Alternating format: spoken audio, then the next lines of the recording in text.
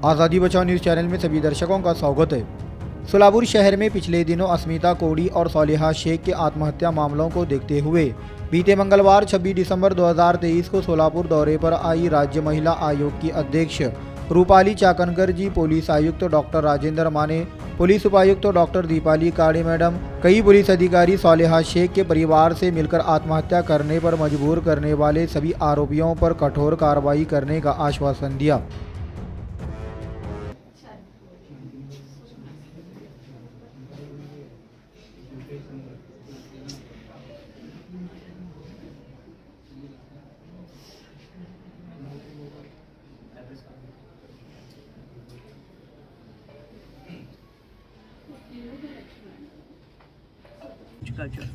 या प्रकरणामध्ये पोलिसांना अर्ज संबंधित कुटुंबाने केलेला होता, मुलांचा त्रास आहे म्हणून त्या संदर्भात पोलिसांनी काही कार्यवाही केलेली होती का, आणि केलेली असताना मुलांचा त्या आदल्या दिवसापर्यंत त्रास होत असं कुटुंबाचा आरोप आहे। यामध्ये पोलिसांकडे जेव्हा तक्रार दाखल झाली त्यामध्ये पोलिसांनी तिन्ही आरोपी आहेत त्यांच्या संदर्भातली कारवाई त्यांनी पोलिसांना ज्यावेळेस माहिती मिळाली त्यांनी संबंधित व्यक्तींना सांगितलं होतं की आपण तक्रार द्यावी, पण सुरुवातीच्या काळामध्ये तक्रार दिली तर समाजामध्ये साहजिकच कोणत्याही पालकांना वाटतं की एकदा तक्रार दिली की आपल्याबद्दलची बाहेर वेगळी चर्चा होते किंवा कुठेतरी एक वेगळा संदेश समाजामध्ये जात असतो, त्यामुळे तक्रार देण्यासाठी पालक पुढे येत नाही। पण तशा पद्धतीची तक्रार न देता एक अर्ज दाखल केलेला होता आणि त्या अनुषंगाने पोलिसांनी यासाठी कारवाई केली। अर्जावर जर पोलिसांनी वेळीच दखल घेतली असती तर ही घटना घडली नसती। तर काउन्सिलिंग करण्यापेक्षा विशेष करून जो व्हिडिओ होता त्यांच्याकडे, जो मोबाईलमध्ये व्हिडिओ वगैरे होता ज्यांनी ते पाठवलेलं आहे, ते व्हिडिओ ताब्यात घेणे किंवा मोबाईल ताब्यात घेणे अशी प्रक्रिया होणं गरजेचं होतं असं काहींचं म्हणणं आहे। ते झालं का पोलिसांना? आणि फक्त समजलं नाही, आता तुम्ही काउन्सिलिंगचं म्हणता, आता पूर्व भविष्यात पोलीस जाऊन काउन्सिलिंग करतील, हे करतील, मग ह्या प्रकरणात का केलं नाही? म्हणजे आदल्या दिवशी ज्या दिवशी त्या तक्रार अर्ज आला होता तर त्यावेळेस काउन्सिलिंग करणं गरजेचं होतं ना, त्या मुलीचं किंवा त्या संशयित आरोपींचं, तर त्याच्यामध्ये का केलं नाही? त्याच्या आदल्या दिवशी अर्ज आला होता, अर्ज आल्याबरोबर त्यातल्या दोघांविरुद्ध अर्ज होता, एक तर पुण्याला होता, अर्ज वेगळ्या स्वरूपाचा होता। तो अर्ज असा होता की आमच्याकडे विवाह आहे, त्याच्यामध्ये काहीतरी अडचण येऊ शकते, तर त्याप्रमाणे एक तर बाहेर होता, दुसऱ्याचं लोकेशन अक्कलकोटला होतं, त्याला बोलून त्याच्यावर कारवाई करण्यात आली होती। बरोबर, हे जे मॅटर आहे त्याचा गुन्ह्याचा आणि त्याचा ते वेगळे दोन सब्जेक्ट आहेत त्याच्यामध्ये। ज्या दिवशी घटना घडली त्याच्या आदल्या दिवशीचा अर्ज होता की प्रिकॉशन म्हणून असावा, 4 दिवसापूर्वी अगोदरच्या दिवशी 15 तारखेला 16 तारखेला 15 किंवा 16 तारखेचा होता, 16 तारखेला कारवाई ताब्यात घेणं गरजेचं होतं ना, 16 दिवस त्याच दिवशी कारवाई करण्यात नाही। मॅडम, खरं जर कारवाई काय केली, कारवाईचा खाकीला बरेच जण घाबरतात, पोलिसांनी त्यांच्या पद्धतीने खाकीचा हिसका दाखवला तर ही घटना घडली नव्हती। फॉर्मॅलिटी त्यांना बोलवणे समज देणं हा नाहीये प्रकार। काउन्सिलिंग जो आहे पार्ट, या स्टेजला काउन्सिलिंग नाही चालत असं काहींचं म्हणणं आहे, कारण जीव चाललाय मॅम।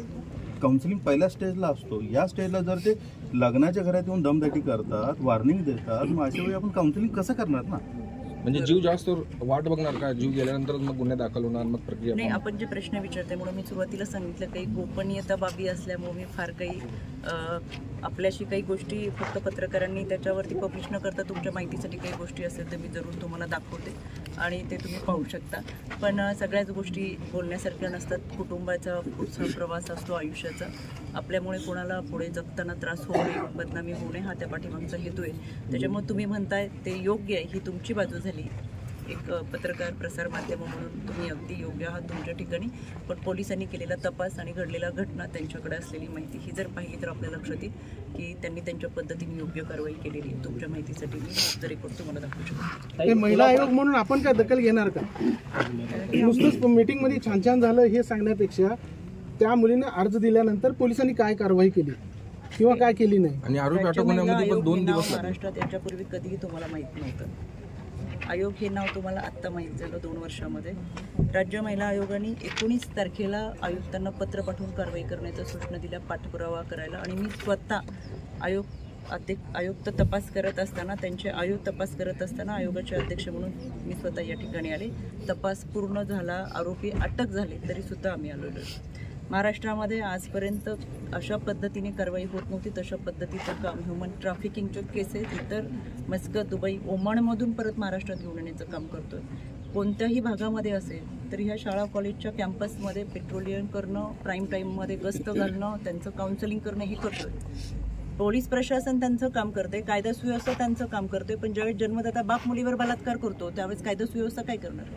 4 भिंतीच्या आतमध्ये नागरिकशास्त्राचं पुस्तक शिकलो म्हणजे आपण नागरिकत्व सुजाण नागरिक झालं असं होत नाही. नागरिकांची पण काहीतरी आता जबाबदारी आहे, ती सुद्धा त्यांनी पार पाडली पाहिजे. अशा घटना ज्यावेळेस घडतात त्यावेळेस पोलीस प्रशासन किती काम करू शकतं? 4 भिंतीच्या बाहेर कायदा सुरू होतो, 4 भिंतीच्या आतमध्ये काय? प्रत्येक गोष्ट पोलिसांमुळे झाली किंवा सरकारमुळे झाली असं म्हणणं आता चुकीचं होतंय.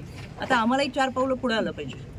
राज्य महिला आयोग आणि दुसऱ्या लगेच कारवाईच्या सूचना देऊन कारवाई केली, त्यांनी आम्हाला रिपोर्ट केला, आरोपीला अटक केली. याच्याही पलीकडे जाऊन मी परत वारंवार तुम्हाला सांगते, काही गोष्टी अशा आहेत की ज्या आम्ही तुम्हाला सांगितलं तर कदाचित तुम्हाला कॅमेरे बंद करावं लागतं. दोन्ही बाजूने आता संवाद हा पालकांचा पण झाला पाहिजे विद्यार्थ्यांबरोबर. आपलं पाल्य आणि त्याचा बॅकग्राऊंड काय, हिस्ट्री सीट वगैरे आहेत का? आरोपी पूर्वीचे काही गुन्हे वगैरे आहेत का? कसे नाही.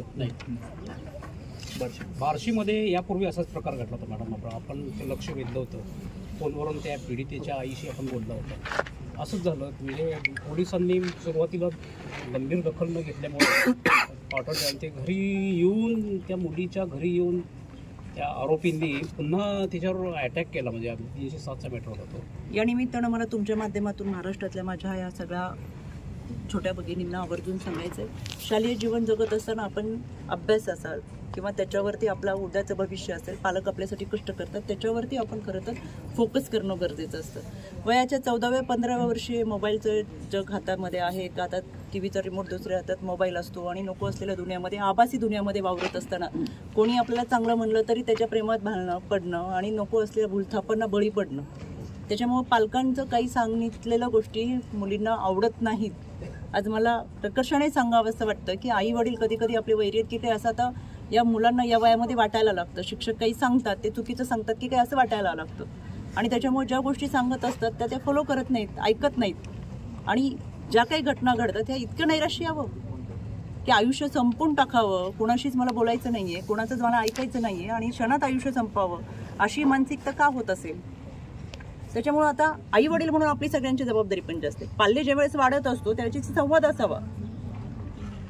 एखाद्या आयुष्यामध्ये अपयश आलं तर त्याला सांगता आलं पाहिजे, तू चुकला तरी चालेल, मी तुझ्या बरोबर आहे. एखादं अपयश आलं तर ते पचवू आपण. इतकी कमजोर मनं आमची झालीत का की क्षणात आयुष्य संपवावं मी? त्याच्यामुळे आता आपल्याला